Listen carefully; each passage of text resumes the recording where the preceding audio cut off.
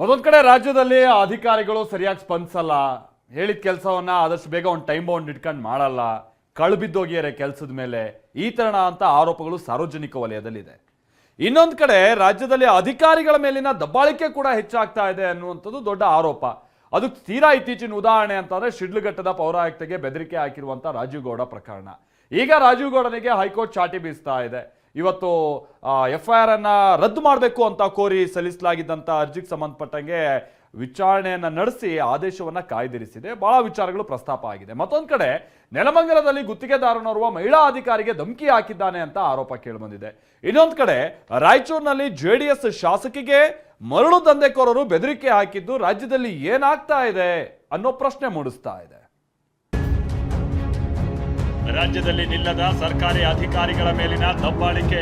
Banner ಏನೋ ಬಿಚ್ಚಿದಿರಿ ಅಂತಂದ್ರೆ ಬಂದ್ ಬೆಂಕಿ ಹಚ್ಚಿಬಿಡ್ತೀನಿ ಅಷ್ಟು ಹೇಳಿದ್ದೀನಿ. ನಾವೊಂದ್ ಬಿಚ್ಚಿದ್ ಕಟ್ಸಿದ್ರೆ ಸರಿ, ಎಲ್ಲ ವಾರ್ಡಿಂದ ಎಗ್ ಬರ್ಸ್ತೀನಿ ದಂಗೆನ.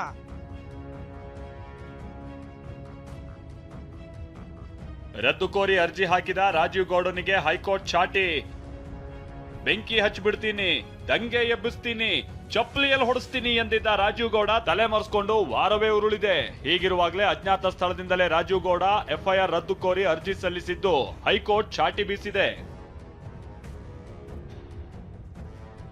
ರಾಜೀವ್ ಗೌಡ ಪರ ವಾದ ಮಂಡಿಸಿದ ವಕೀಲ ವಿವೇಕ್ ರೆಡ್ಡಿ ಸಾರ್ವಜನಿಕವಾಗಿಯೂ ಕ್ಷಮೆ ಕೇಳಲು ಸಿದ್ಧರಿದ್ದಾರೆ ಅಂದ್ರು. ಈ ವೇಳೆ ತರಾಟೆಗೆ ತೆಗೆದುಕೊಂಡ ನ್ಯಾಯಮೂರ್ತಿ ನಾಗಪ್ರಸನ್ನ ಅವರಿದ್ದ ಪೀಠ ಅರ್ಜಿದಾರನಿಗೆ ಮಹಿಳೆಯರಂದ್ರೆ ಗೌರವ ಇಲ್ವೇ ಅಂತ ಪ್ರಶ್ನಿಸಿದೆ. ನೀವು ಕ್ಷಮೆ ಕೇಳಿದ್ರು ಒಡೆದಿರುವುದು ಒಂದಾಗೋದಿಲ್ಲ ಅಂತ ಹೈಕೋರ್ಟ್ ಆದೇಶವನ್ನ ಕಾಯ್ದಿರಿಸಿದೆ. ರಾಜೀವ್ ಗೌಡನನ್ನ ಈವರೆಗೂ ಬಂಧಿಸದೇ ಇದ್ದದ್ದಕ್ಕೆ ಶಿಡ್ಲಘಟ್ಟದ ಸ್ಥಳೀಯ ಬಿಜೆಪಿ ನಾಯಕರು ಪೊಲೀಸರ ಮೇಲೆ ಅನುಮಾನ ವ್ಯಕ್ತಪಡಿಸಿದ್ದಾರೆ. ಮುನಿಯಪ್ಪ ಬೆಂಬಲಿಗನಾಗಿರುವ ರಾಜೀವ್ ಗೌಡನ ಬಂಧನ ಆಗದಂತೆ ಸಚಿವ ಮುನಿಯಪ್ಪ ತಡೆದಿದ್ದಾರಂತೆ. ಬಂಧಿಸಿ ಕ್ರಮ ತೆಗೆದುಕೊಳ್ಳಿ ಅಂತ ಉಸ್ತುವಾರಿ ಸಚಿವ MC ಸುಧಾಕರ್ ಸೂಚನೆ ನೀಡಿದ್ದಾರೆ ಎನ್ನಲಾಗ್ತಿದೆ. ಈ ಬಗ್ಗೆ ಕೋಲಾರದಲ್ಲಿ ಪ್ರತಿಕ್ರಿಯಿಸಿರುವ ಗೃಹ ಸಚಿವ doctor G Parameshwar, team setup ಮಾಡಿದೀವಿ, ಹಿಡಿದುಕೊಂಡು ಬರ್ತೀವಿ ಅಂತಿದ್ದಾರೆ. ಪ್ರತ್ಯೇಕವಾಗಿ ಟೀಮ್ಗಳನ್ನು ಸೆಟಪ್ ಮಾಡಿದ್ದಾರೆ.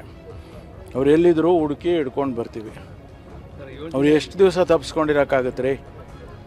ಹಿಡ್ಕೊಂಡು ಬರ್ತೀವಿ. 7 ದಿನ ಅಲ್ಲದ್ರೆ 10 ದಿನ ಆಗಲಿ, ಎಷ್ಟು ದಿವಸ ತಪ್ಪಿಸ್ಕೊಂಡಿರೋಕ್ಕಾಗತ್ತೆ?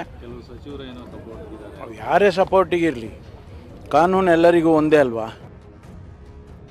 GBA ಅಧಿಕಾರಿಗೆ ಗುತ್ತಿಗೆದಾರನಿಂದ ಧಮಕಿ. ಶಿಡ್ಲಘಟ್ಟದ ಕೇಸ್ನಲ್ಲಿ ಆರೋಪಿಯ ಬಂಧನ ಆಗಿಲ್ಲ. ಹೀಗಿರುವಾಗಲೇ ಮತ್ತೊಂದು ಧಮಕಿ ಪ್ರಕರಣ ಬಯಲಿಗೆ ಬಂದಿದೆ. ಬೆಂಗಳೂರಿನ ದಾಸರಳ್ಳಿ ಭಾಗದಲ್ಲಿ ಗುತ್ತಿಗೆದಾರ ನಂದೀಶ್ ಎಂಬಾತ GBA ಅಧಿಕಾರಿ ಸಂಗೀತ ಅನ್ನೋರಿಗೆ ಧಮಕಿ ಹಾಕಿದ್ದಾನೆ ಅನ್ನೋ ಆರೋಪ ಕೇಳಿಬಂದಿದೆ. ಈ ಬಗ್ಗೆ ಬಗಲಗುಂಟೆ ಠಾಣೆಗೆ ಆಗಮಿಸಿದ್ದ ಸಂಗೀತ ಬುದ್ಧಿವಾದ ಹೇಳುವಂತೆ ಪೊಲೀಸರಿಗೆ ಮನವಿ ಮಾಡಿದ್ದಾರೆ.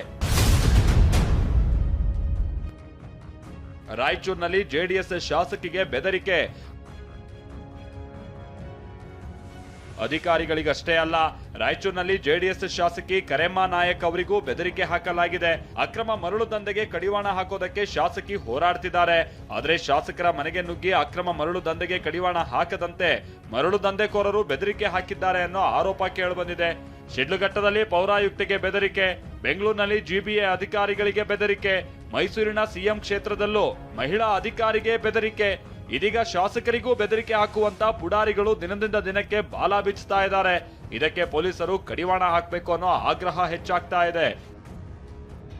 Bureau report TV9.